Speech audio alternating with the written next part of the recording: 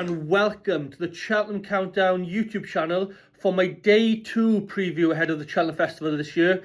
Hopefully the first day would have worked out well for you all with some winners along the way, and today there's 7 more races to preview with a good day's racing to look at.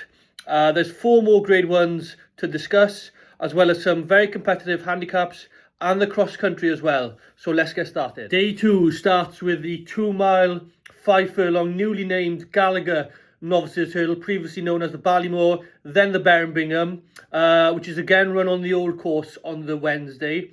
The market at the moment, Ballyburn is your favourite here at 4 to 7, then Antique at 5 to 1, Slade Stealer Mystical Power at 6 to 1, and Predator's Gold was a 10 to 1 shot. It's 11 to 1 bar. My view, like I said yesterday, with regards to if Ballyburn runs in this race, he wins in my opinion, which he should do now. For me, he's made for 2 miles, 5 furlong around Cheltenham. He ran brilliantly at Leopardstown at Christmas, over 2.5 miles that day, and was exceptional at the DRF back there over 2 miles in the Grade 1 Novices hurdle. He does suit a longer trip, I feel, especially with all the hustle and bustle at Cheltenham that always happens on day 1 of the festival, and a fast-paced Supreme. I really think he'll be much more suited to a 2 mile 5 furlong, maybe slower tempo race in the Gallagher Novices hurdle. And if that's the case, I really make him a banker on this day now to win this first race on the Wednesday. It does look likely he will run here now, and obviously his staying ability will be far greater to run over this trip. I do feel as well that this race will be easier for him rather than the Supreme. Outside of Ballyburn, I like Gidley Park as well for Harry Fry. I think he could play a massive part in this race. He won a Grade 2 over the course and distance already this season, and he is definitely a chaser in the making. He's 12 to 1 at the moment, and that's not a bad each way pick, I'd say. I have a strong feeling though that Ballyburn will blow them all away in this race. That's my selection, and he wins easily on the day. Gidley Park each way is going to be another play as well if he runs. You may get 4 places on the day, so that's in a place angle I'll try and have. The second race on day 2 is another Grade 1, this time for novice chasers over 3 miles in the Brown Advisory. Market at the moment, Factor File is the favourite at 10 to 11, then Stay Away Faye at 7 to 2, Monty Star and Grade Owning at 6 to 1, 10 to 1 bar. I really like Stay Away Faye here. He's a horse I've put up in my anti-post series, and I think he'll beat Factor File. I don't believe Factor File should be odds on for this race. And over fences, I don't think he's been as progressive as Stay Away Faye has. His main achievement so far this season is winning a 2-runner race at the DRF, beating an out-of-sorts Gaelic Warrior. That form alone, for me, isn't good enough to be winning a Brown Advisory, whereas Stay Away Faye has already run well in open company this season at Cheltenham, and won well at Sandown and Exeter in novice chases. I really believe he sets the standard in this race and that they all have to beat. Grey Dawning is a good performer on his day as well, but he got outstayed by Stay Away Faye on their first run of the season as well at Exeter. He's come on well throughout the season though, but I just think he'll come up short here. My selection is going to be Stay Away Faye for this Grade 1. I think he may even be a nap on day 2 of the Cheltenham Festival. I really like him. I put him up in my anti-post series at 7 to 2, and that price looks fairly good at the moment. Now, it's the very competitive Coral Cup up next, a handicap hurdle of 2 miles, 5 furlongs. A wide open betting heat is here, with Sam Jess the favourite for now at 6 to 1. There's others in there like Langadan at the top, as well as Built by Ballymore. I think they're about 10 to 1, 12 to 1 respectively. I haven't really got a strong feeling on this race as yet.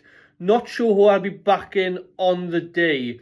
There's cases to be made for many, including some who I put up in my handicap preview episodes not so long ago, such as Shambally Kid and the Wall Park.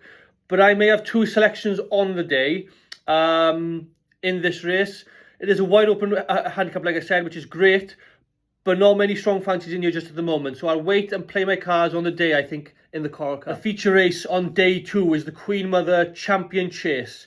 El Fabiolo dominates the market at 4 to 9. John Bon is there at 130, and Edwardstone at 7 to 1, 9 to 1 bar. Only 8 runners here, which just shows, in my opinion, how strong El Fabiolo is and will be difficult to beat on the day. He's got one hell of an engine, this horse. And my only worry I have with him is that he can plough through a fence from time to time. Jalon, in my opinion, is a better jumper than El Fabiolo, but not faster and as quick away from his fences as El Fab is. There is a world where the jumping two out and coming around that bend at Cheltenham on the old course is going to play a massive factor. I really think that's where we'll find out if El Fabiolo can put Jalon away, which I'm sure he can, like he beat him in the Arkle last year. But that Arkle victory was after the second last fence, I think. It's just I have some niggling doubts about his jumping asset. That's all I have doubtful about El Fabiolo. Edward's thought is interesting as he could lead for a while in this race and set it up for a faster horse towards the end. So for me, it'll be down to the last two fences where we'll see who doesn't make that last minute error. I will side with El Fabiolo, but at the prices, Jalon is also there to be backed at. His price doesn't reflect his ability. It just shows how strong El Fabiolo is. His rival. Following the champion chase is the cross-country chase. Minella is the favourite at the moment at 15-8. Delta Work is 3-1, and then 92 bar. My view on this race, I think it's between the top two in the market really. Delta Work, the reigning two-time champion, and Minella, next Gold Cup winner. I think ground is going to play a massive factor in this race. If it comes up really soft, then it'll suit Delta Work. But anything better than that, Minella should be happy with. If you were to pin me down now and give me a decision right now, I'd side with Delta Work on the basis he's been here and done it twice. He really dug in last year to see off Gallagher, and he'll take another performance similar to that to win this time around. I don't think Coco Beach, another Gordonelli horse, will be far away in this race as well. Keep an eye on him. Cheltenham's cross-country course may well be to his liking as well. He's the grey horse, Coco Beach, in the Jigginstown colours. I'm going to go for Delta Work for the cross-country to get his hat-trick of wins in this race, I think. I just think the last 2 years it's been soft and heavy on that course. Whether or not we get that same conditions this year remains to be seen, but I just think he's the solid option. The ultimate race on day 2 is the Grand Annual Handicap Chase over 2 miles. My Mitt Mossy is the favourite for now at 7-1. Then Sanwa, Harper's Brook, Liberty Hunter and Madara.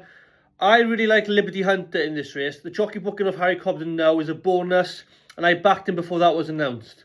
He's a general 10-1 shot, and I genuinely think he could go off favourite on the day.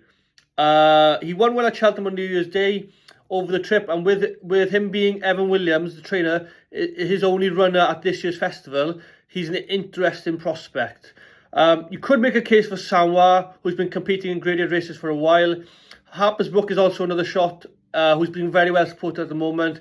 But my money will be on Liberty Hunter, and I think he could be one of my best handicap bets over the course of the week. The last race on day 2 is the Champion Bumper, and Jasmine DeVoe and Jalon Doudery headline the market at 6-1. The Yellow Clay is 8-1. Romeo Coolio 8-1. You Want to Know 9-1. And T-Sham for Paul Nicholls is a 10-1 price. It's 14-1 bar. I backed Jalon Doudery for this race last month, and I'm strong in his chances as I still think he's the best bumper horse of the season going into the Champion Bumper. He's got the form to go with it. He stays well and quickens and should go on any ground. The bumper this year, though, does feel like it has stronger depth to it this time around, with several Willie Mullins horses looking good as well. Probably headlined by Jasmine DeVoe and You Want to Know, whereas Paul Nicholls also has some nice types in the race, such as Tishan and Quebecois. Although I'm sticking with my anti-post play for this race, so it will be Jalon Doudery, I hope, who wins the bumper. And that's a wrap for day 2 of the preview videos for Cheltenham Festival this year. Again, like I said yesterday, though, my final selections will be on Twitter and Instagram for each morning of the festival. If you haven't seen my tips before then, just go and follow my page. All the tips and the picks will be on those sites. And thanks for watching. If you haven't yet subscribed to the channel, feel free to do so if you'd like. It doesn't cost anything. And do join me back tomorrow for day 3's preview for Cheltenham, Stayers Hurdle Day.